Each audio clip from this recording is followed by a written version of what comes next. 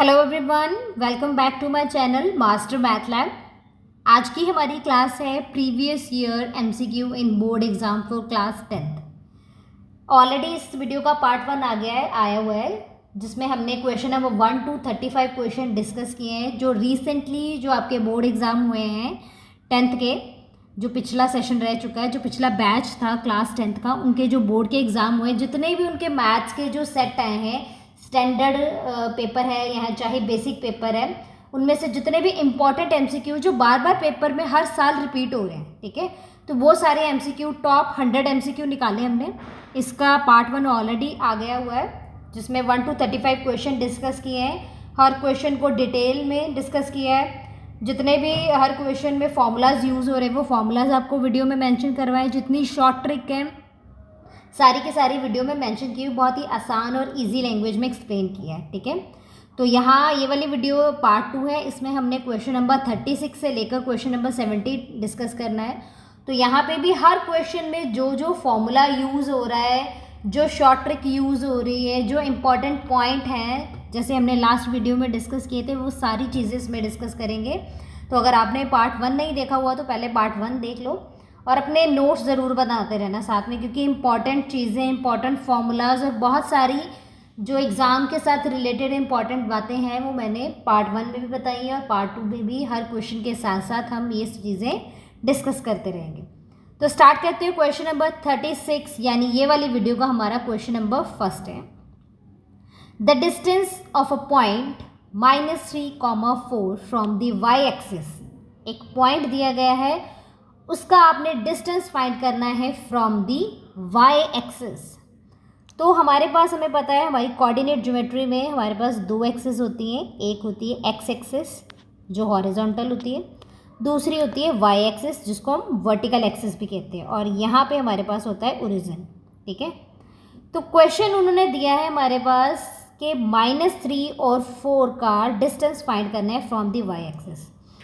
तो जब कोऑर्डिनेट दिए जाते हैं तो सबसे पहले वाला हमारे पास x का कोऑर्डिनेट होता है और जो दूसरे वाला होता है उसको कहते हैं y का कोऑर्डिनेट है। और आप लोगों को इसके नाम भी पता होंगे, x को कहते हैं एब्सिसा एंड y को कहते हैं ऑर्डिनेट, और दोनों को इकट्ठा कहा जाता है कोऑर्डिनेट, ठीक है। फिर से बता रही हूँ, x को कहते हैं एब्सिसा, y को कहते हैं ऑर्डिनेट, और इन दोनों को इकट्ठे कहते हैं कोऑर्डिनेट। ये क्वेश्चन भी आ सकता है एमसीक्यू में कि x को क्या कहते हैं, y को क्या कहते हैं, ठीक है, और ये 1-2 बार आया भी हुआ है क्वेश्चन, ठीक है।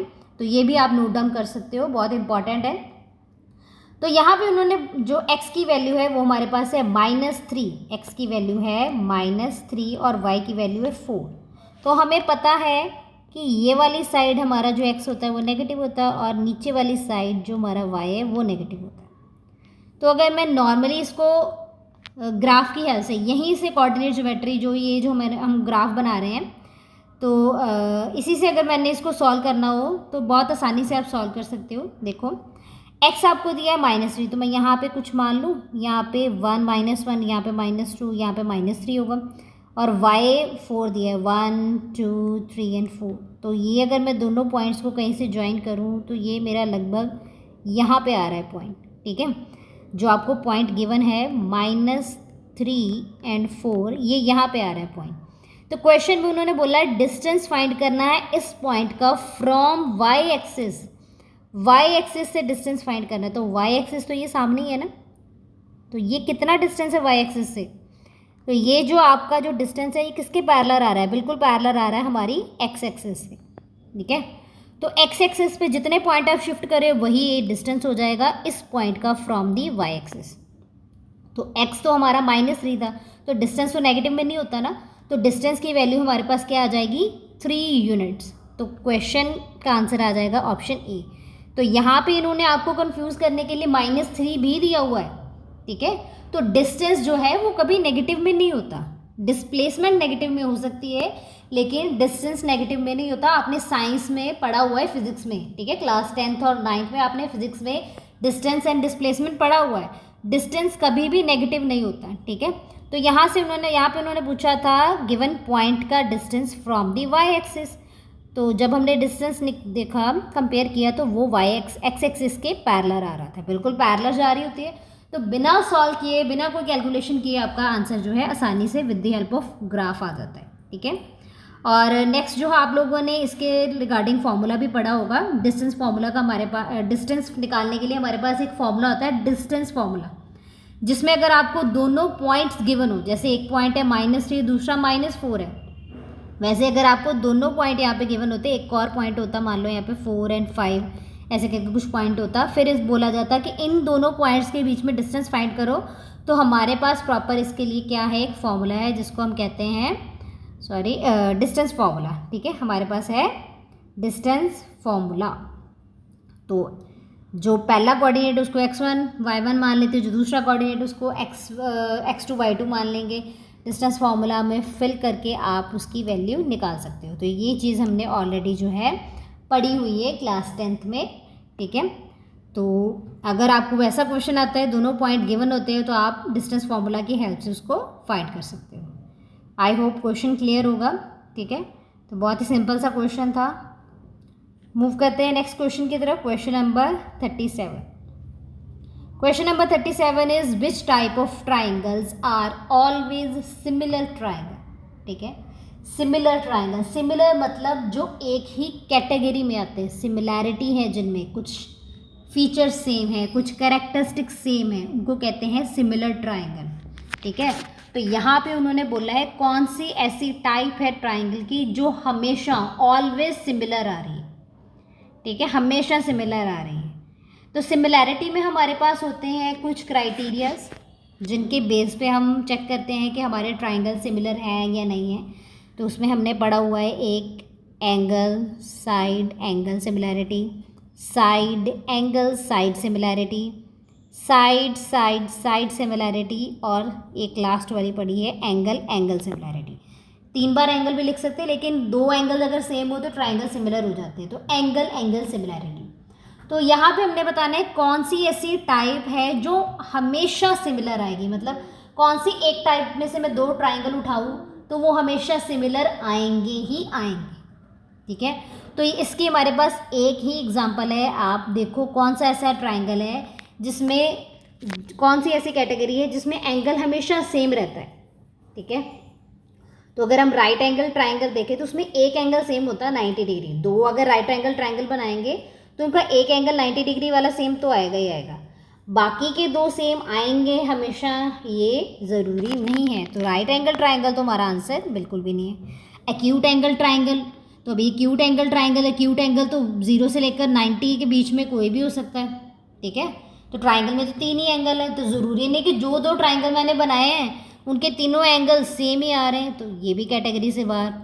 Isosceles triangle, isosceles triangle 2 isosceles triangle है, अलग अलग बना दिए। आइसोसेलेस ट्राइंगल का मतलब है ट्राइंगल के अंदर वाले एंगल इक्वल है। मान लो ये दोनों 30-30 हैं, तो ज़रूरी नहीं मैंने दूसरा जो आइसोसेलेस ट्राइंगल बनाया है उसके ये दोनों एंगल भी 30-30 डिग्री हो, ये 40-40 भी हो सकते हैं, ठीक है, ये 50-50 भी हो सकते हैं। आइसोसेलेस ट्राइंगल का मतलब है ट्राइंगल के अंदर के 2 एंगल आपस में इक्वल हैं, ठीक है। तो ये वाला आइसोसेलेस ट्राइंगल के अंदर के दोनों एंगल अलग हो सकते हैं और ये वाले आइसोसेलेस ट्राइंगल के अंदर के एंगल अलग हो सकते हैं। एक आधा केस ऐसा हो भी सकता है कि दोनों ट्राइंगल में जो आइसोसेलेस ट्राइंगल आपस में बने वो इक्वल हो जाए, लेकिन ऑलवेज नहीं होगा। हमारे पास क्वेश्चन में है कौन सी ऐसी टाइप है जिसमें हमेशा ट्राइंगल सिमिलर आएंगे ही आएंगे। तो ये सारी ऑप्शन तो हमारे पास हो गई गलत।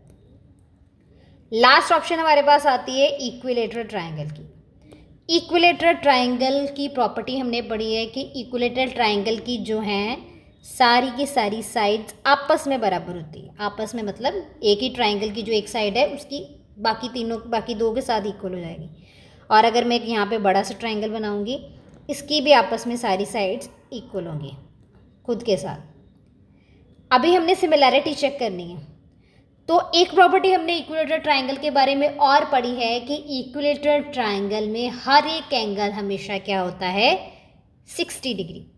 तो चाहे बड़ा ट्राइंगल बना लो, चाहे छोटा ट्राइंगल बना लो, तो ये एंगल क्या होगा, 60 डिग्री, ये भी 60 डिग्री, ये भी 60 डिग्री, और यहाँ पे भी 60 डिग्री, यहाँ पे भी 60 डिग्री, यहाँ पे भी 60 डिग्री। तो कितने भी साइज़ का आप इक्विलेटरल ट्राइंगल बना लो, लेकिन इक्विलेटरल ट्राइंगल की एक फिक्स प्रॉपर्टी है, इक्विलेटरल ट्राइंगल में हमेशा सारे एंगल्स की मेजरमेंट होती है 60 डिग्री, 60 डिग्री एंड 60 डिग्री। तो कोई भी साइज़ के दो अलग अलग इक्विलेटरल ट्राइंगल बना लें, लेकिन उनके एंगल्स जो हैं वो आपस में क्या आ जाएंगे, ऑलवेज सिमिलर। यहाँ पे एंगल्स जो हमें हमेशा सिमिलर आएंगे, 60 डिग्री ही आएंगे, ठीक है। तो ये जो ट्राइंगल है इक्विलेटरल ट्राइंगल, ये हमेशा ऑलवेज सिमिलर होते हैं, तो ये याद रखना है, ठीक है।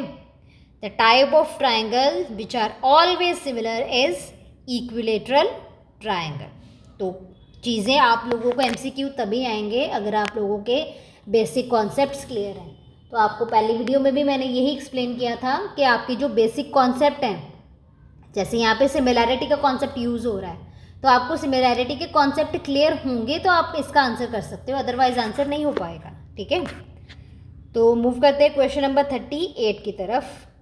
What value of x and y will make triangle ABC similar to PQR। Triangle ABC और ट्राइंगल QRP है, सॉरी PQR बोल दिया मैंने, QRP है। उन्होंने बोला इन दोनों ट्राइंगल्स को सिमिलर बनाना है। इन दोनों ट्राइंगल्स को सिमिलर शो करने के लिए x और y की पॉसिबल वैल्यू क्या हो सकती है। अभी यहाँ पे एक और चीज़ का ध्यान रखना, जब भी आपने ये सिमिलैरिटी वाला चैप्टर पढ़ा होगा, क्लास 7th में होता है, क्लास 9th में होता है, तो जब भी आपने ये सिमिलैरिटी वाला चैप्टर पढ़ा होगा, वहाँ पे नेम की, ये जो नेम होता है ना, इस नेम की बहुत इम्पोर्टेंस होती है।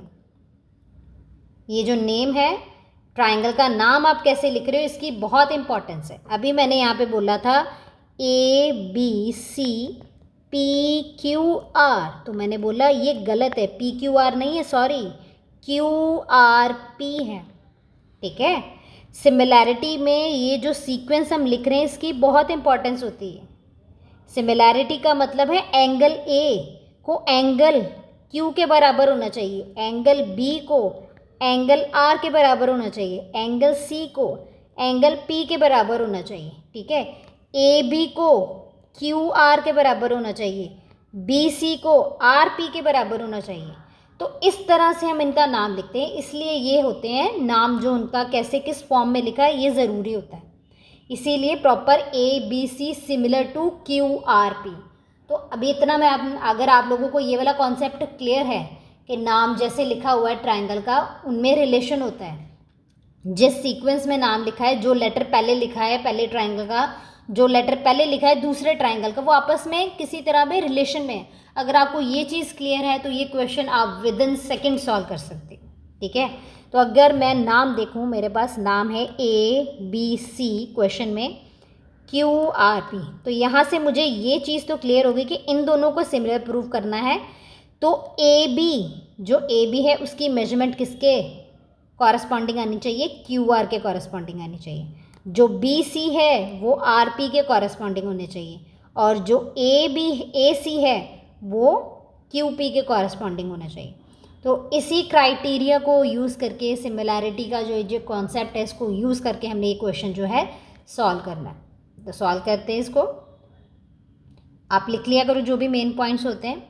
तो x और y की वैल्यू निकालनी है।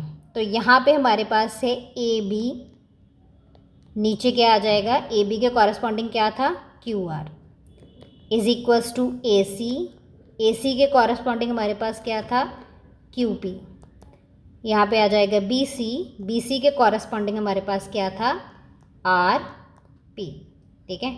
तो यही आपने जो रिलेशन है इसको यूज़ करना है। आप लोगों ने ये रिलेशन अपनी क्लास में पढ़ा होगा, ठीक है, जब सिमिलैरिटी का कॉन्सेप्ट करवाते हैं कि जो सिमिलर ट्राइंगल्स हैं उनके कॉरस्पॉन्डिंग साइड्स की जो रेशो है वो क्या होती है, इक्वल होती है, ठीक है। तो हमने यहाँ पे ट्राइंगल्स को सिमिलर ही प्रूव करना है, तो वही हम कंडीशन लेकर चलेंगे, ठीक है, सो दैट हमारे पास वैसा ही रिजल्ट आए।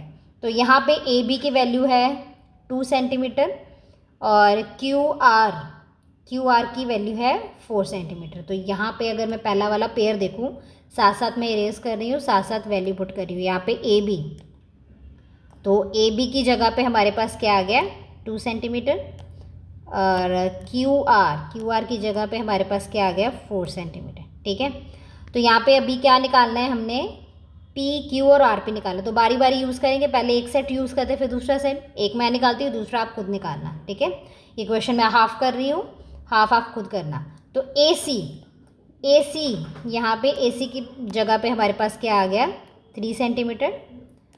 नेट क्लियर नहीं है। ए सी की जगह हमारे पास क्या आ गया 3 सेंटीमीटर। और क्यू पी की जगह पे हमारे पास क्या है गिवन, यहाँ पे y है। तो इसको क्रॉस मल्टीप्लाई करो, सॉल्व करो, तो आपके पास आंसर आ जाएगा y की वैल्यू। ठीक है, तो कैसे सॉल्व करें, पहले तो ये सिंपली सॉल्व हो रहा है, 2 1 2, 2 2 4, 1/2 जब आप क्रॉस मल्टीप्लाई करोगे 1 into y, 2 into 3 cross multiply कर गया, y की वैल्यू आ गई 6। y की वैल्यू 6 दो ऑप्शन में आ रही है। ठीक है, तो आप सॉल्व करो इसी तरह x के लिए, तो आपके पास x की वैल्यू भी आ जाएगी। तो x की वैल्यू सॉल्व करके मुझे कमेंट सेक्शन में बताना क्या आ रहा है, b और c में से कौन सा ऑप्शन राइट है। ठीक है, क्योंकि y की वैल्यू 6 तो आ गई, तो y की वैल्यू 6 हमारे पास दो ऑप्शंस में है।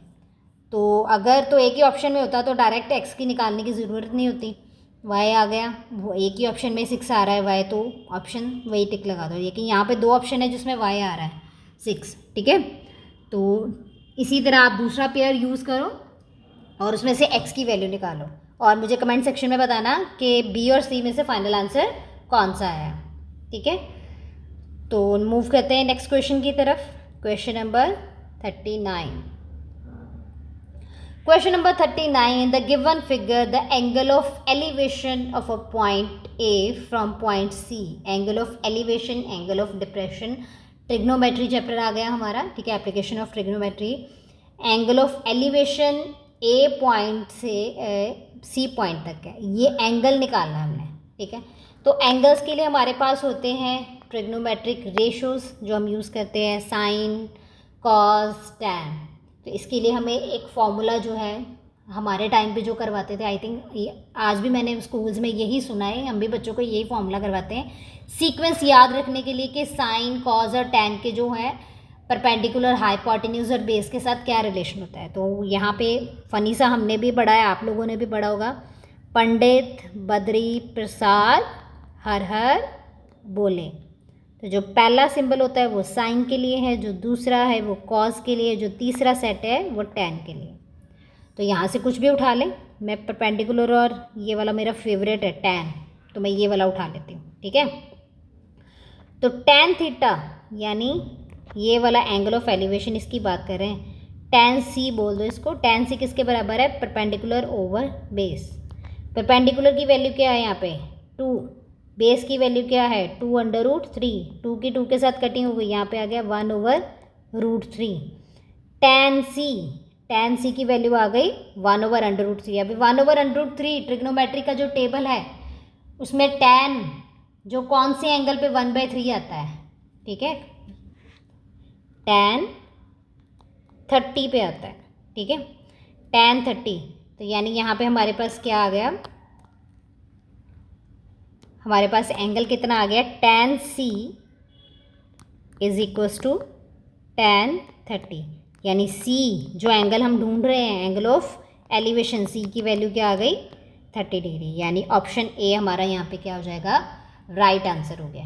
ठीक है, तो यहाँ पे ट्रिग्नोमेट्रिक टेबल आना चाहिए। ट्रिग्नोमेट्रिक टेबल कैसे याद करना है, इसकी ट्रिक ऑलरेडी मैंने अपने यूट्यूब चैनल पर डाली हुई है। ट्रिग्नोमेट्रिक टेबल हमेशा भूल जाता है, sine 30, cos 30, tan 30, cosecant, cot, इनकी वैल्यू 45 पे कितनी है, 60 पे कितनी है, 90 पे कितनी है, तो बहुत कन्फ्यूजन हो जाती है। ठीक है, और इस टेबल को कैसे लर्न करना है, लर्न ही नहीं, मैंने आप लोगों को ये टेबल बनाना सिखाया हुआ है। ठीक है, मेरे चैनल पे इसकी वीडियो है, अवेलेबल है, मैं यहाँ पे मैंने अभी डिस्क्रिप्शन में आप चेक कर लेना, मैं टैग कर दूँगी वीडियो का लिंक, पार्ट 1 का लिंक भी, और जिसमें ट्रिग्नोमेट्री टेबल कैसे खुद से बनाना है विद इन फ्यू सेकेंड्स, बहुत ही इजी स्टेप्स हैं, कुछ भी याद करने की ज़रूरत नहीं। अगर आपको ये टेबल नहीं आता, अगर आपने वो वीडियो देख लिया, आपको टेबल बनाना आ जाएगा अपने आप, बिना किसी हेल्प से, बिना कुछ याद रखे। बिना कुछ लर्न किए आप वो टेबल जो है आसानी से बना सकते हो एंगल्स का, ठीक है। तो मैं जो लिंक है वो डिस्क्रिप्शन में ज़रूर डाल दूँगी साथ में। तो अभी मूव करते हैं क्वेश्चन नंबर 40 की तरफ। Question number 40, the angle of sector of a circle whose area is 1/8 of the area of circle. Angle निकालना है हमने सर्कल के सेक्टर का, जो क्या है, जिसका एरिया क्या है, पूरे सर्कल के एरिया का 1/8 है, ठीक है। तो सेक्टर आप लोगों को क्लियर होना चाहिए। पहले सेक्टर क्या होता है, जैसे मैंने यहाँ पे ऐसे बना दिया ना, तो ये जो पोर्शन बन गया, ये वाला जो पोर्शन है, ये जो मैंने शेड किया है, इसको कहते हैं सेक्टर। ये जो सेक्टर बन गया, ठीक है। तो क्वेश्चन में उन्होंने बोला है एंगल निकालो, यानी ऐसे ये वाला एंगल निकालना है, ये एंगल निकालना है। Angle of the circle whose area is 1/8 of the area of circle. देखने में लगेगा पता नहीं क्वेश्चन बहुत डिफिकल्ट है, लेकिन ये भी क्वेश्चन आप सिर्फ और सिर्फ डायग्राम से with in few steps, with in few seconds आप ये क्वेश्चन सिर्फ और सिर्फ डायग्राम से जो है वो कर सकते हो, अगर आपको कॉन्सेप्ट क्लियर है तो, ठीक है। तो सॉल्व करते हैं। हमारे पास एक सर्कल है, उन्होंने बोला था कि सेक्टर का एरिया सेक्टर का एंगल निकालना है, angle of a sector of circle, जिसका एरिया पूरे सर्कल के 1/8 के बराबर है। यानी सर्कल के 8 हिस्से करेंगे। ये जो आपके सामने डायग्राम है उसमें सर्कल के 4 हिस्से बने हुए हैं ऑलरेडी, तो हमने 8 करने हैं इसके। तो एक लाइन यहाँ से ड्रॉ कर देते हैं और एक लाइन यहाँ से ड्रॉ कर देते हैं। तो टोटल हमारा जो सर्कल है वो 8 सेक्टर्स में 8 पार्ट्स में डिवाइड हो गया, ठीक है। तो हमें पता है कि सर्कल का जो कंप्लीट एंगल है वो कितना होता है, 360 डिग्री। कंप्लीट एंगल कितना होता है, 360 डिग्री, ठीक है। तो ये जो हमारे पास ट्राइंगल है, सर्कल है, ये कितने पार्ट्स में डिवाइड हो गया, 8 इक्वल पार्ट्स में डिवाइड हो गया। तो इसकी जो एंगल है, जो सेंटर में एंगल है, वो भी तो 8 पार्ट्स में डिवाइड हो जाएगा ना। तो डायरेक्टली क्या करो आप, 360 को 8 से डिवाइड कर दो। जब आप इसको 8 से डिवाइड करोगे तो आपके पास आपका आंसर आ जाएगा, ठीक है। तो ट्राइंगल अगर आपका सर्कल जो है 8 पार्ट्स में डिवाइड हुआ है, तो जो मिडल एंगल है, ये वाला जो कंप्लीट एंगल, ये भी तो 8 पार्ट्स में डिवाइड हुआ है। तो आपने एक सेक्टर का एरिया निकालना है ना, इतने पोर्शन का, सिर्फ इतने पोर्शन का एंगल निकालना है, ठीक है। तो आप पूरे एंगल को, कंप्लीट एंगल को 8 से डिवाइड करो। जब आप इसको सॉल्व करोगे यहाँ पे आ जाएगा 45, यानी ऑप्शन बी हमारा राइट आंसर आ जाएगा। तो यहाँ पे तो कटिंग करने की भी ज़रूरत नहीं है। तो आपने भी देखो, अगर मैं इसको सारे को क्लियर करूँ, देखो यहाँ पे ये मेरे पास है 90 डिग्री, ठीक है।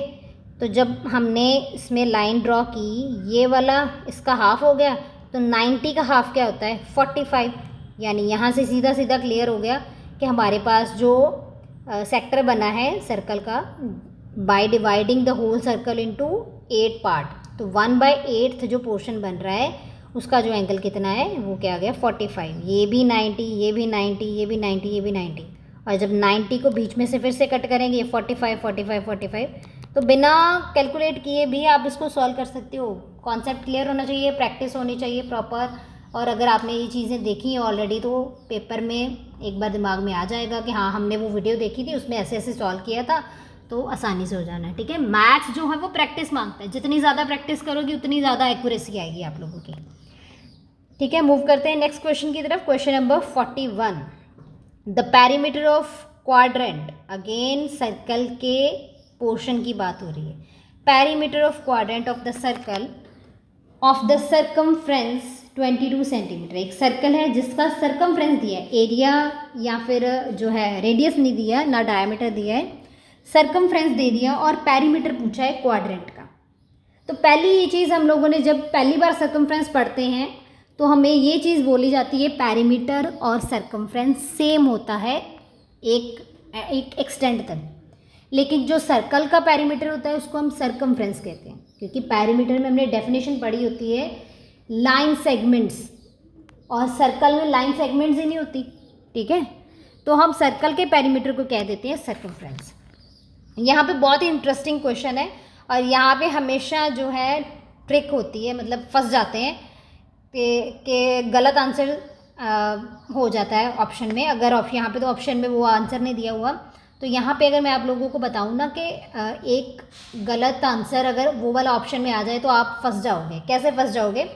उन्होंने बोला है सर्कल का सरकमफ्रेंस है, यानी पूरे सर्कल का सरकमफ्रेंस दिया हुआ है 22। क्वाड्रेंट का यानी उसके फोर्थ पोर्शन का पूछा है। तो यहाँ पे बहुत सारे बच्चे होंगे जो पूरे के पूरे सर्कमफ्रेंस को सीधा 4 से डिवाइड कर देंगे, क्योंकि टोटल का दिया हुआ है। क्वाड्रेंट यानी चौथा हिस्सा 1/4 का पूछा है, जैसे पीछे एंगल में किया है 360 को 1/8 से कर दिया, 8 हिस्सों में डिवाइड कर दिया। यहाँ पे भी 4 से डिवाइड कर देते हैं और 4 से डिवाइड करके वो सॉल्व कर देंगे। यहाँ पे 2 आ गया, यहाँ पे आ गया 11। अगर कहीं 11/2 या 11/2 को सॉल्व करके जो डेसिमल वैल्यू आती है, बाई चांस अगर ऑप्शन में वो भी पड़ी हुई, तो आप लोगों ने फटाफट आंसर क्लिक कर देना और बोलना है कि हमारा आंसर आ गया भाई, हो गया सॉल्व। लेकिन वहाँ पे आपका क्वेश्चन क्या हो जाना है? टोटली रॉन्ग हो जाएगा क्वेश्चन, बिल्कुल गलत हो जाएगा क्वेश्चन। क्यों गलत हो जाएगा? अभी देखो। पेरीमीटर की बात की है, उन्होंने बोला क्वाड्रेंट यानी फोर्थ पोर्शन, इतने पोर्शन का आपने पेरीमीटर निकालना है। जब आप सर्कल में से क्वाड्रेंट को बाहर निकालोगे तो इस पोर्शन के साथ साथ ये 2 लाइन सेगमेंट्स भी तो आ रही हैं हमारे पास, ठीक है? ये 2 लाइन सेगमेंट्स भी तो आ रही हैं। तो पेरीमीटर, तभी तो उन्होंने वर्ड यूज़ किया है पेरीमीटर। क्यों ये वर्ड यूज़ किया है? क्योंकि जब आपने इसको क्वाड्रेंट की फॉर्म में लेना है, जब इसका फोर्थ पोर्शन निकालोगे तो ये जो लाइन सेगमेंट्स भी आ रही हैं बीच में, ठीक है? तो ये लाइन सेगमेंट्स को भी हमने काउंट करना है। तो यहाँ पे पेरीमीटर कैसे निकालेंगे? ये मेरे पास क्या है? रेडियस है सर्कल का। ये मेरे पास क्या है? रेडियस है। और ये मेरे पास क्या है? पूरे सर्कमफ्रेंस का फोर्थ पोर्शन 22/4। यहाँ से इतना सिर्फ इतने की वैल्यू आएगी। तो यहाँ पे ये जो 2 लाइन सेगमेंट्स बन रही है, ये भी तो ऐड करनी है साथ में, ठीक है? तो यहाँ पे फाइनल आंसर कैसे बनेगा? 22/4 प्लस आर यानी 2 टाइम्स आर। तो इसके लिए सबसे पहले हमें क्या निकालना पड़ेगा? रेडियस निकालना पड़ेगा, आर निकालना पड़ेगा, ठीक है? तो आर कैसे निकालें? सर्कमफ्रेंस का फॉर्मूला होता है 2πr।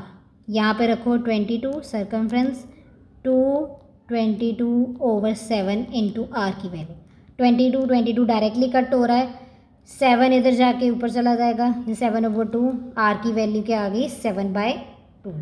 तो 7/2 यहाँ पे फिल करो, यहाँ पे 2 टाइम्स आर हो गया, इसको डायरेक्टली हम लिख देते हैं 2 टाइम्स आर। 22/4 2 टाइम्स आर यानी 2 इंटू 7/2। 2 के साथ 2 कैंसिल हो गया, यहाँ पे 2 और 11 क्या आ गया? 11/2 प्लस 7। तो 11/2 को क्या करो आप लोग? डेसिमल में चेंज कर लो। आई थिंक डेसिमल में एक ही आंसर आ रहा है यहाँ पे हमारे पास, ठीक है? डेसिमल में एक ही आंसर आ रहा है, तो ऑप्शन वही आ जाएगी। फिर भी हम सॉल्व कर लेते हैं, फिर भी सॉल्व कर लो। 11 को अंदर रखा, 5 से किया 10, यहाँ पे आ गया 5.5 यानी यहाँ पे आ गया 5.5 प्लस 7 तो आ जाएगा 12.5, यानी ऑप्शन सी हमारा क्या आ जाएगा? राइट आंसर आ जाएगा, ठीक है?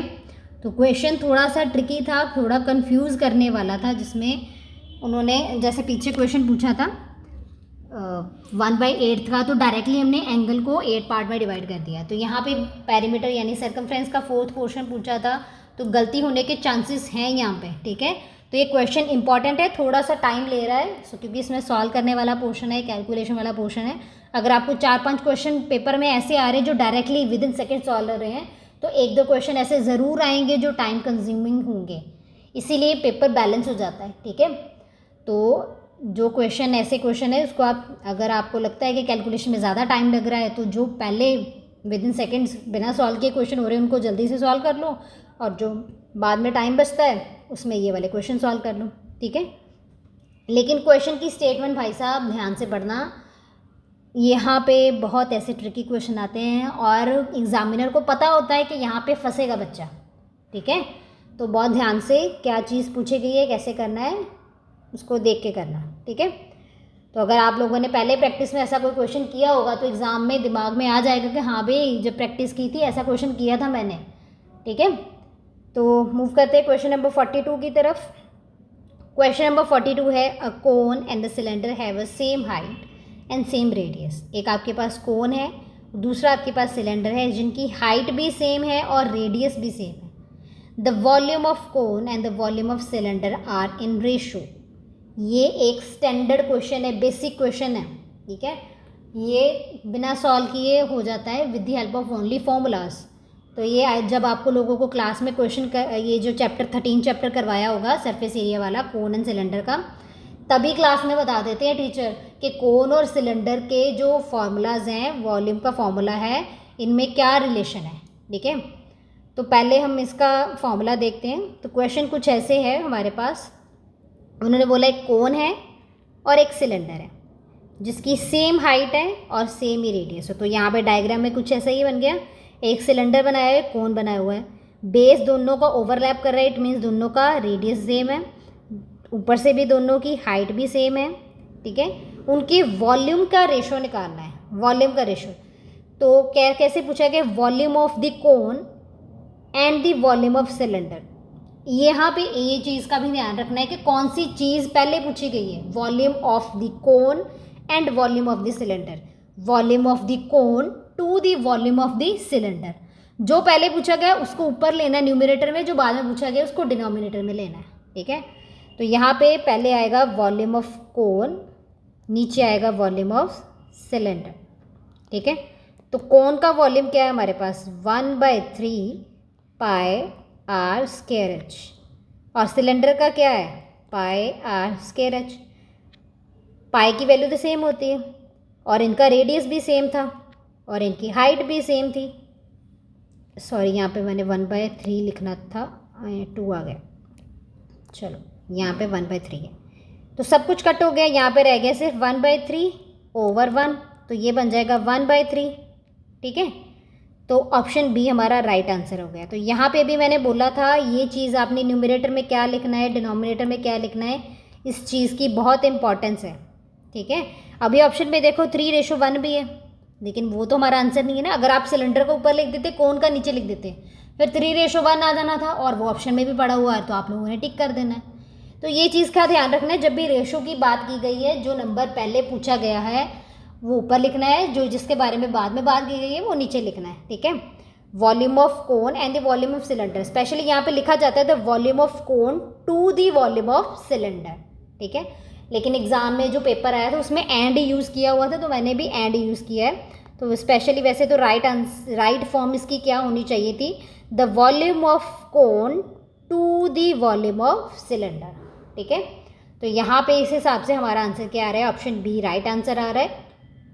तो ये चीज़ें जो है मेन चीज़ें जो MCQ वगैरह में गलत हो जाती हैं, छोटे छोटे क्वेश्चंस में मिस्टेक हो जाती है, यही चीज़ें जो है आपके मैथ्स में नंबर जो है वो काट देती है, ठीक है। यूनिट्स भूल जाते हो आप, यूनिट्स लगाने भूल जाते हो, ये रेशो में गलती कर देते हो, जैसे पिछला क्वेश्चन किया था, कॉन्सेप्ट क्लैरिटी जब नहीं होगी तो ये गलतियाँ होती हैं।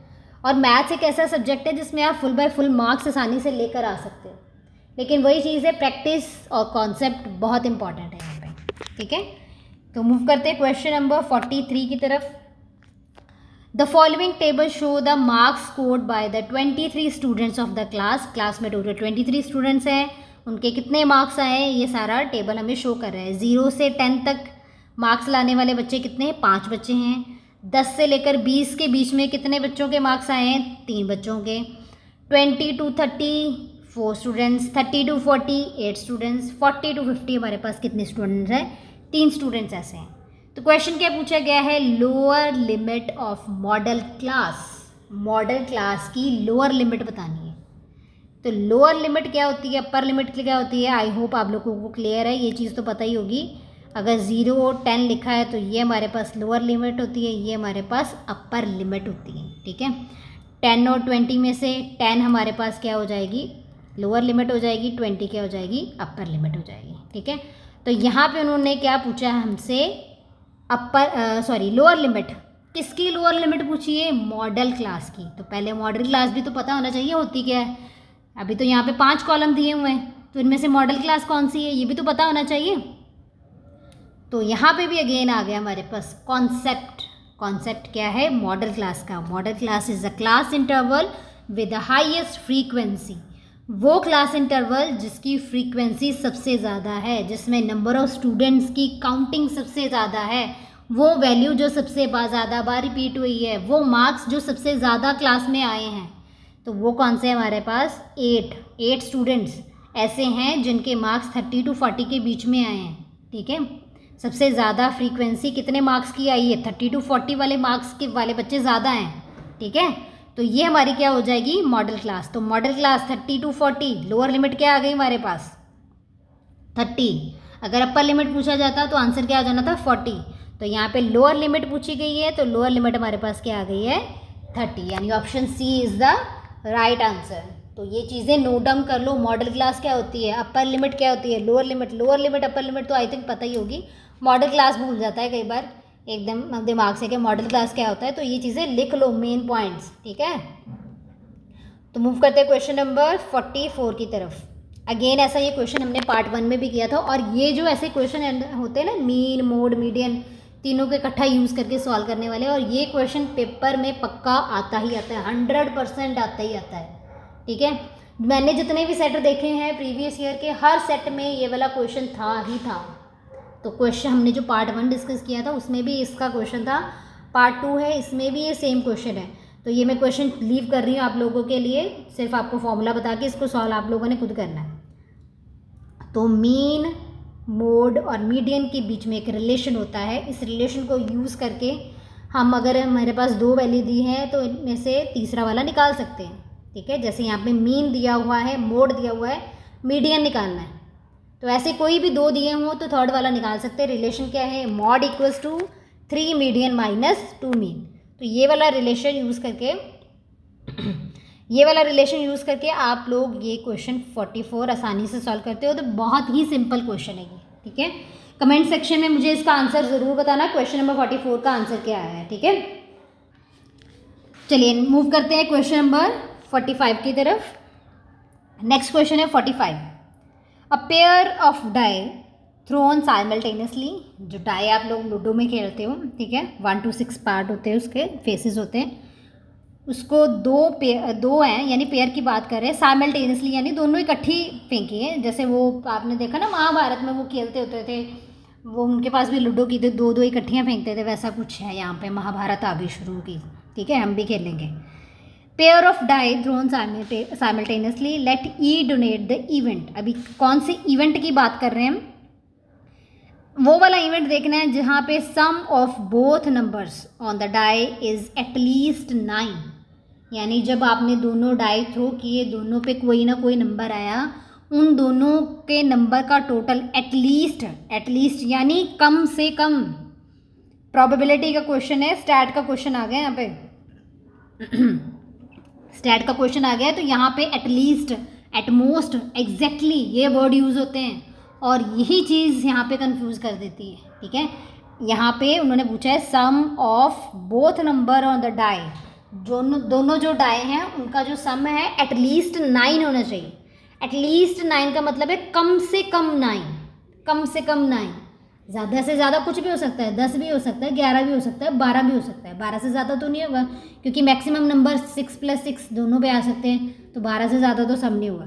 तो उन्होंने बोला एटलीस्ट 9 सम हो, वो वाले पेयर निकला। तो एटलीस्ट में आपने ऊपर वाले भी ले लेने, जिनका सम 10 है, जिनका 11 आ रहा है, जिनका 12 आ रहा है। ठीक है, एटमोस्ट का मतलब होता है ज़्यादा से ज़्यादा सम 9 है, इससे ज़्यादा ना हो। एग्जैक्टली 9 पूछा जाता तो एग्जैक्टली 9 वाले काउंट करने थे, ना 9 से ज़्यादा ना 9 से कम। तो ये चीज़ें जो है प्रोबेबिलिटी में, स्टैट में बहुत इंपॉर्टेंट है। एटलीस्ट, एटमोस्ट, एग्जैक्टली क्या पूछा गया है। ठीक है, स्टेटमेंट बहुत ध्यान से पढ़नी है, और क्वेश्चन बहुत आसान होते हैं जब आप लोगों को ये कॉन्सेप्ट आता है। तो आउटकम फाइंड करनी है, find the outcome in the favour of event है। तो ऐसी आउटकम्स बतानी है हमने जिसमें दोनों डाइस को अगर आप थ्रो कर रहे हो इकट्ठा तो सम एटलीस्ट 9 आ रहा है। तो ये हमारी पॉसिबल आउटकम्स हैं। ठीक है, क्या क्या आ सकता है क्या क्या आ सकता है, या तो दोनों में 1 1 आ सकता है, या दोनों में 1 2, पहले वाले में 1, दूसरे वाले में 3, पहले वाले में 1, दूसरे वाले में 4, ऐसे करके टोटल हमारे पास 36 है। तो यहाँ पे हमसे पूछा गया है एटलीस्ट 9 वाला सम, एटलीस्ट 9 सम आ रहा है जिसमें, तो तो देख लो यहाँ पे 9 सम एटलीस्ट किस में आ रहा है, ठीक है। ये पहली लाइन तो बिल्कुल नहीं आएगी 1 1 वाली। दूसरी लाइन में भी 2 और 6 जो है वो 8 बनता है, ये भी नहीं हो रहा। 3 और 6 और 9, 6 और 3 सॉरी, ये वाला एक ये आ गया। यहाँ से देखो अभी 4 and 4 8, ये वाला आ गया, ये भी आएगा। 10 बन रहा है, यहाँ पे 9 बन रहा है, यहाँ पे 10 बन रहा है, यहाँ पे 11 बन रहा है, ठीक है। यहाँ पे 9 बन रहा है, 10 11 एंड 12। तो ये नीचे का ये जो ट्राइंगल वाला पोर्शन है ना, ये आपका बन गया सारा का सारा जो आपसे आंसर पूछा गया है, ठीक है। तो काउंट कर लो कितनी आउटकम्स है ये, 1 2 3 4 5 6 7 8 9 10। तो टोटल हमारे पास कितनी आउटकम्स आ रही हैं आपके फेवरेबल इवेंट, जो इवेंट पूछा गया है उस हिसाब से कितनी आउटकम्स आ रही हैं, टोटल 10। तो ऑप्शन सी हमारे पास यहाँ पे क्या हो जाएगा, राइट आंसर। टोटल 10 आउटकम्स हैं, ठीक है, जो क्वेश्चन पूछा गया उस हिसाब से। अगर यहाँ पे एटलीस्ट की जगह एग्जैक्टली 9 होता तो जहाँ पे सिर्फ वही लेने थे जहाँ पे एग्जैक्टली 9 बन रहा है, तो एग्जैक्टली 9 ये वाले 4 हैं, 3 6 6 3 5 4 4 5 ये वाला, ठीक है। तो ये चीज़ का ध्यान रखना है, एटलीस्ट एटमोस्ट एग्जैक्टली लिख लेना अपने पास क्या इसका मीनिंग होता है, ठीक है। आई होप क्वेश्चन यहाँ तक आप लोगों को क्लियर होंगे। बहुत ही आसान से बेसिक से फॉर्म में मैंने नॉर्मल जो लैंग्वेज कम्युनिकेशन आपस में करते हैं हम उसी लैंग्वेज में समझाया है। क्लासेस में तो होता है थ्रू आउट इंग्लिश में वर्ड आते हैं, आधे बच्चों के तो सर से ऊपर से निकल जाता है। चलो वो भी ज़रूरी है, कम्युनिकेशन एसेंशियल है, स्किल्स आनी चाहिए। मूव करते हैं क्वेश्चन नंबर 46 की तरफ। Assertion and reason, 2 question assertion and reason के आते ही आते हैं आप लोगों को। यहाँ पे मैंने ABCD ऑप्शन नहीं डाली, सीधा हम यही देख लेंगे एजर्शन ट्रू है या रीज़न ट्रू है या दोनों गलत है, दोनों में से एक सही है गलत है, ठीक है। तो question number 46 is sine is equals to 1, cos must be 0। अगर आपके पास साइन की वैल्यू 1 है तो कॉस को 0 होना पड़ेगा। ये तो बिल्कुल ठीक है, ठीक है। कैसे ठीक है, 2 चीज़ों से हम इसको प्रूव करेंगे। साइन 1 कब आता है, 90 डिग्री पे 1 आता है ना, तो कॉस 90 पे क्या होता है, 0 होता है। तो अगर साइन 1 है तो कॉस 0 होगा। एक तो ये यहाँ से आप ये चीज़ प्रूव कर सकते हो। दूसरा इसका प्रूफ का रिजल्ट है हमने जो पढ़ी हुई है identity, sine square theta plus cos square theta is equals to 1।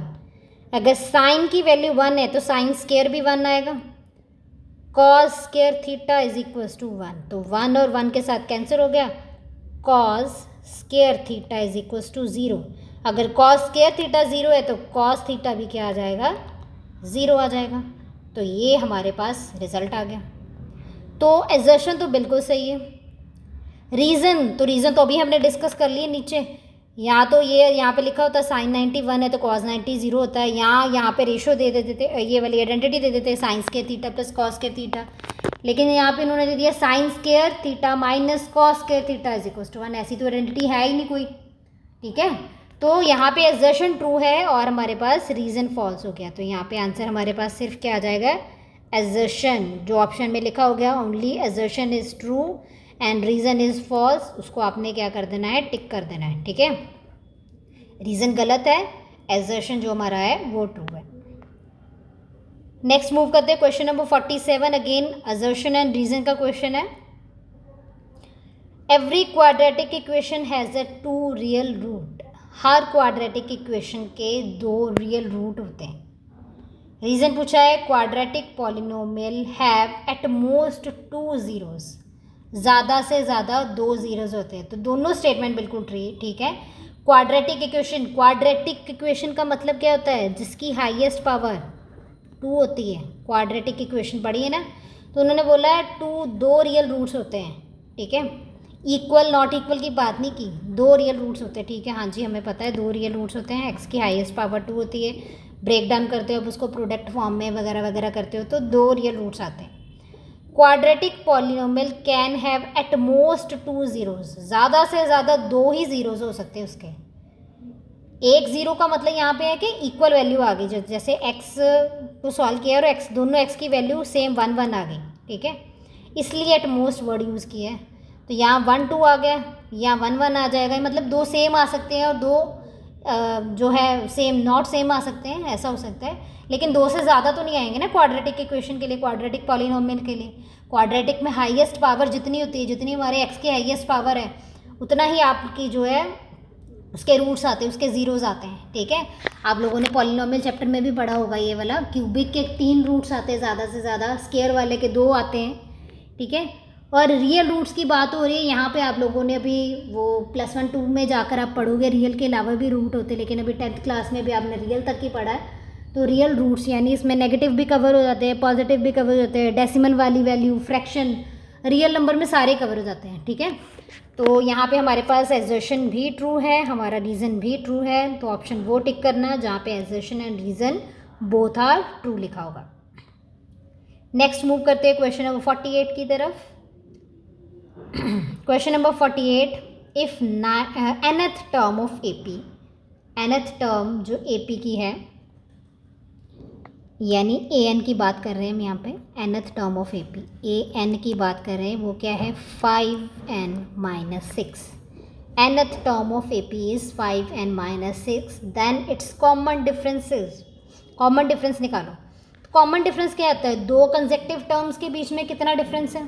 ठीक है, अगर मेरे पास ये सीरीज़ है A1 A2 A3, तो A2 और A1 के बीच में, A3 और A2 के बीच में कितना डिफरेंस है, ये हमारे पास क्या होता है कॉमन डिफरेंस, जिसका फॉर्मूला होता है D =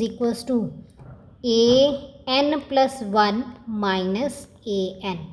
आगे वाली टर्म से पीछे वाली टर्म माइनस करनी। तो यहाँ पे हम क्या निकालें, हमारे पास टर्म तो है नहीं, टर्म बनानी पड़ेगी इसको यूज़ करके। nth टर्म क्या है 5n - 6, तो A1 टर्म निकाल लो पहले। A1 क्या आ जाएगा, n की जगह पे 1 फिल किया, 5 - 1 इज़ -1। तो ऐसे A2 निकाल लो।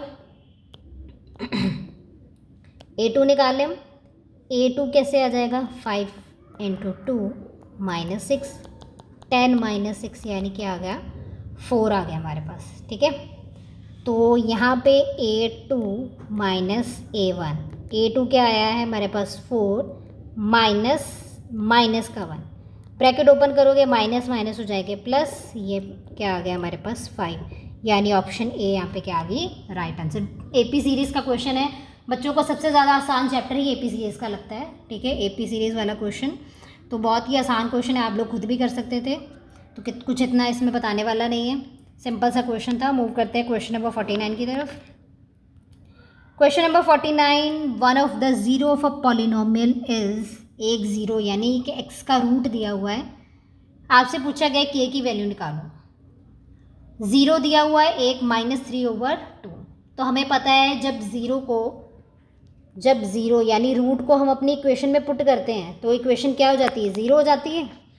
तो हम क्या करेंगे, x की वैल्यू पुट कर देंगे -3/2 और इक्वल्स टू पूरी इक्वेशन को 0 के लिख देंगे पॉलिनोमियल को। तो k की वैल्यू वहाँ से सॉल्व करके निकाल लें। k x² यानी -3/2 का स्क्वायर -9 × x, x की वैल्यू -3/2 + 3 = 0। तो यहाँ पे क्या आ जाएगा, k -3/2 का स्क्वायर है तो माइनस का भी स्क्वायर हो जाएगा, माइनस पॉजिटिव हो गया, 3 3 = 9, 2 2 = 4, यहाँ पे ब्रैकेट ओपन करोगे माइनस माइनस हो जाएगा प्लस, 3 9 = 27, नीचे आ गया 2 + 3 = 0। तो आगे तो बच्चों वाला काम है, क्लास 10th में हो गए हो आप लोग, एग्ज़ाम्स की तैयारी कर रहे हो तो आगे तो आप सॉल्व कर सकते हो। तो इस क्वेश्चन नंबर 49 का आंसर भी आप लोगों ने सॉल्व करके कमेंट सेक्शन में बताना है कि क्वेश्चन नंबर 49 का आंसर क्या आया है। ठीक है, तो सॉल्व कर लो, जो टर्म्स के साथ k नहीं है उनको दूसरी साइड ले जाओ, सॉल्व करो, एलसीएम लो, जहाँ पे कटिंग हो रही है प्लस माइनस जो भी रहा है, k की वैल्यू कमेंट सेक्शन में ज़रूर लिखना। ठीक है, नेक्स्ट मूव करते हैं question number 50। 3 coins are toss together, 3 coins लिए भी, तीनों के इकट्ठे टॉस किया है। Find the probability that only 1 coin show tails. Probability निकालो, सिर्फ एक ही कॉइन में टेल आ रहा है, बाकियों में टेल नहीं होगा। अभी एग्जैक्ट बात की उन्होंने, ठीक है, 3 कॉइन टॉस किए, find the probability that only one, ठीक है, ओनली वन की बात की, एटलीस्ट वन की बात नहीं की, एटमोस्ट वन की बात नहीं की, ओनली वन, सिर्फ एक टी होना चाहिए टेल, ठीक है, एक ही। तो ये हमारे पास अब स्क्रीन पे है पॉसिबल आउटकम्स, क्या आ सकता है, तीनों में हेड आ सकता है, 2 में हेड, 1 में टेल आ सकता है, ठीक है, पहले वाले में हेड आ गया, दूसरे में टेल आ गया, तीसरे वाले में हेड आ गया, ठीक है, पहले वाले में टेल आ गया, दूसरे दोनों में हेड आ गया, ऐसे करके। तो यहाँ पे ओनली वन कॉइन, वो वाली पॉसिबिलिटीज़ उठाओ जिसमें सिर्फ एक ही कॉइन जो है टेल शो कर रहा है, तो वो कौन सी है, एक ये, एक ये और एक ये, टोटल 3 है। आउट ऑफ पॉसिबल प्रोबेबिलिटी निकालनी है ना, प्रोबेबिलिटी का फॉर्मूला पड़ा हुआ है ना, पिछली वीडियो में भी हमने डिस्कस किया था प्रोबेबिलिटी, और मैंने यूट्यूब पे वीडियो भी डाली हुई है प्रोबेबिलिटी क्या होती है, ठीक है। अगर आप लोगों को नहीं पता प्रोबेबिलिटी क्या होती है तो आप प्रोबेबिलिटी की वीडियो मेरे चैनल से देख सकते हो, ठीक है। तो प्रोबेबिलिटी में क्या होता है, ऊपर फेवरेबल आउटकम्स जिसके बारे में हम बात कर रहे हैं, नीचे होती है टोटल आउटकम्स। तो फेवरेबल हमारे पास यहाँ पे क्या है, वो वाले आउटकम जिसमें कॉइन में एक ही टेल आ रही है। तो कितनी आउटकम्स हैं, 3 हैं, टोटल कितनी थी, 8, 3 आउट ऑफ 8। तो यहाँ पे हमारे पास ऑप्शन में 3/8 है ही नहीं। तो आई थिंक ये वाला जो क्वेश्चन होगा ये स्टार मार्क होगा, क्योंकि ये मैंने प्रीवियस ईयर जो पेपर है उसमें से निकाले थे क्वेश्चन। तो 3/8 आंसर आ रहा है इसका, तो 3/8 ऑप्शन में नहीं है। तो अगर ऐसा कोई क्वेश्चन पेपर में आता है तो आपको पता है ग्रेस मार्क्स मिलते हैं। तो जिस भी बच्चे के सेट में ये वाला पेपर 2025 में आया होगा तो उसको ग्रेस मार्क्स मिले होंगे। तो राइट आंसर इसका क्या आना है, 3/8 आना है, ठीक है।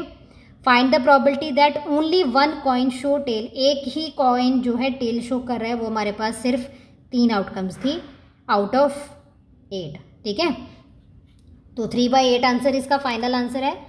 तो यही राइट ऑप्शन है, यहाँ पे मेंशन नहीं है, तो ये क्वेश्चन आपका ग्रेस में चला जाता है, ठीक है। ऐसा अगर क्वेश्चन आएगा तो अगर आपको पता है मेरा आंसर सही है तो कोई भी आंसर टिक कर देना इनमें से, तो आपको ग्रेस मार्क्स मिल जाएंगे। तो लेकिन ये क्वेश्चन अटेम्प्ट करना ज़रूरी है, ये नहीं है क्वेश्चन आप लोग सॉल्व कर रहे हो और आपको श्योरिटी है कि मेरा आंसर सही है लेकिन ऑप्शन में आंसर नहीं आ रहा, तो कोई भी ऑप्शन एटलीस्ट टिक करनी पड़ेगी ग्रेस मार्क्स लेने के लिए। क्वेश्चन छोड़ना नहीं है वो वाला, ठीक है। ज़्यादा से ज़्यादा गलत हो जाएगा, नंबर कट तो नहीं होंगे ना, तो क्वेश्चन छोड़ना नहीं होता ग्रेस मार्क्स के लिए। नेक्स्ट मूव करते हैं question number 51। If a and b are 2 zeros of a polynomial, then value of 1/a plus 1/b। a और b हमारे पास 2 ज़ीरोज़ हैं और उन्होंने बोला है 1/a और 1/b की वैल्यू निकालो। तो ज़ीरोज़ निकाल लेते हैं हम अपनी इक्वेशन के, ठीक है। आपको जो इक्वेशन गिवन दी उसके ज़ीरो निकाल लो, उनमें से एक क्या हो जाएगा 0a, दूसरा ज़ीरो क्या हो जाएगा b। तो सॉल्व कर लेते हैं। 2x² plus 5x, 2x² plus 5x plus 1। तो मेरा फेवरेट मेथड तो है सम प्रोडक्ट रूल, मैं तो वही लगाती हूँ ज़्यादातर। तो यहाँ पे अगर हम देखें सम प्रोडक्ट रूल, मल्टीप्लाई करके बनना चाहिए 2 और प्लस माइनस करके बनना चाहिए 5, तो वो लगेगा नहीं यहाँ पे। चलो फिर दूसरा लगा देते हैं, क्वाड्रेटिक फॉर्मूला लगा देते हैं। x की वैल्यू निकालनी -b, एक मिनट, हाँ फॉर्मूला है, रुको, फॉर्मूला मेंशन किया हुआ है मैंने, ठीक है। तो ये वाला फॉर्मूला लगाएंगे हम रूट निकालने के लिए। x is equals to -b plus -b² -4ac/2a। Sum product नहीं लग रहा है यहाँ पे, तो ये वाला फॉर्मूला लगा के पहले हम क्या करेंगे, x के ज़ीरोज़ निकाल लेंगे, एक को a मान लेंगे, एक को b मान लेंगे, देन सॉल्व कर देते हैं। तो b जनरल इक्वेशन के साथ कंपेयर करो, पहला वाला हमारे पास होता है ax², दूसरा होता है bx प्लस c होता है, ठीक है। तो कंपेयर कर लो, a की जगह पे 2 है, b की जगह पे 5 है और c की जगह पे 1 है। तो x की वैल्यू -b यानी -5 प्लस माइनस रूट b² यानी 25 -4a into C, 4 into a 8 into यह क्या आ गया नीचे 2a यानी 4। तो इसको सॉल्व कर लें, यह आ जाएगा -5 प्लस -25 में से 8 गए, हमारे पास आ गया 17/2। ये तो रूट सॉल्व नहीं हो रहा, गड़बड़ होगी यहाँ पे कुछ। चलो इसको छोड़ो, एक और मेथड है उससे करते हैं, रुको। तो यहाँ पे अब हम लगाते हैं, हमने क्या निकालना है, 1/a प्लस 1/b की वैल्यू निकालनी है ना। तो अगर मैं इसका एलसीएम ले लूँ, ये बन जाएगा b प्लस a/ab, ठीक है। b प्लस a यानी सम ऑफ रूट्स, और a इंटू बी यानी product of root. Sum of root क्या होता है, -b इसके और over a, -b over a, coefficient of minus coefficient of x over coefficient of x square. तो ये आ जाएगा -5/2। प्रोडक्ट क्या होता है, constant term over coefficient of x square, ये आ गया 1/2। जब हम सॉल्व करेंगे 2 के साथ 2 कैंसिल हो जाएगा, -5/1 यानी -5, डी ऑप्शन आ गया हमारा राइट आंसर, ठीक है। तो जो हम मेथड यूज़ कर रहे थे पहले x को सॉल्व करने वाला, सॉल्व तो उससे भी हो जाना था, लेकिन वो आप लोगों का चले जाना था अंडर रूट में, और अंडर रूट आप लोगों ने अभी पढ़ा नहीं हुआ, ठीक है। अंडर रूट जो है वो मतलब पढ़ा है आपने, स्क्वायर रूट पढ़ा है, लेकिन वहाँ पे स्क्वायर रूट सॉल्व नहीं होना, 17 का स्क्वायर रूट सॉल्व नहीं होना। +1 में जाओगे आप, कॉम्प्लेक्स नंबर वगैरह पढ़ोगे, उसमें फिर आप लोगों को ये ऐसे रूट्स निकालने आएंगे। तो यहाँ पे अभी थोड़ा अगर करते तो कॉम्प्लेक्स हो जाना था, कॉम्प्लेक्स ही उसका नाम है, कॉम्प्लेक्स ही हो जाना था। तो चलो ये डायरेक्टली 1/a और 1/b की वैल्यू निकालनी थी। थोड़ा सोचने वाला क्वेश्चन था। 1/a 1/b एलसीएम लिया, b प्लस a ऊपर आ गया, नीचे सम ऑफ ऊपर आ गया सम ऑफ रूट्स, नीचे आ गया प्रोडक्ट ऑफ रूट। तो sum of root product of root हम डायरेक्टली क्वेश्चन में से निकाल सकते हैं, तो ऐसे इसको सॉल्व कर सकते थे। थोड़ा दिमाग में आने की बात है कि दिमाग में आ गया, ठीक है। चलो मूव करते हैं क्वेश्चन नंबर 52 की तरफ। Question number 52, a card is drawn, again stat का क्वेश्चन है। Card is drawn at a random from a well shuffled deck of 52 card. Total 52 cards होते हैं हमारे पास, ठीक है। तो कार्ड्स वगैरह वाले क्वेश्चन प्रोबेबिलिटी में आता है, स्टैट में आता है। तो आप आई होप आप लोगों ने कार्ड्स देखे होंगे। 52 कार्ड्स होते हैं, 13 के 4 सेट होते हैं, ठीक है। 13 के 4 सेट होते हैं। उन्होंने बोला रैंडमली एक कार्ड निकाला है, प्रोबेबिलिटी निकालो कि वो जो कार्ड निकाला है, the probability that the drawn card shows the number 9। ये जो हमने कार्ड निकाला है उसके ऊपर कौन सा नंबर आ रहा है, नंबर 9 आ रहा है। तो ऐसे ये 4 टाइप्स होती है हमारे पास कार्ड्स की, ठीक है। ये वाला ये 4 टाइप्स होती है। ऐसे हमारे पास टोटल 13 कार्ड्स होते हैं, 2 से लेकर 10। देन एक जैक, क्वीन, किंग और एस कार्ड होता है। तो टोटल 13 के 4 सेट होते हैं। तो यहाँ पे जैसे मान लो ये 9 लिखा हुआ है, यहाँ पे 9 तो 52 के डेक में हमारे पास 4 9 होते हैं, चारों अलग अलग कलर के, अलग अलग शेप के, ठीक है। 2 ब्लैक कलर है, 2 रेड कलर है, लेकिन शेप अलग अलग है चारों की। तो 52 में से कितने चांसेस हैं 9 आने के, तो 52 में कितने 9 हैं, 52 में कितने 9 है, 4 ही तो 9 है, 4 9 है ना। तो 4 आउट ऑफ 52 इसकी प्रोबेबिलिटी क्या आ जाएगी। तो कटिंग कर लो, इसकी कटिंग हो जानी है यहाँ पे 1/3, 1/13 आपका क्या आ गया आंसर, यानी ऑप्शन डी क्या आ गई राइट आंसर।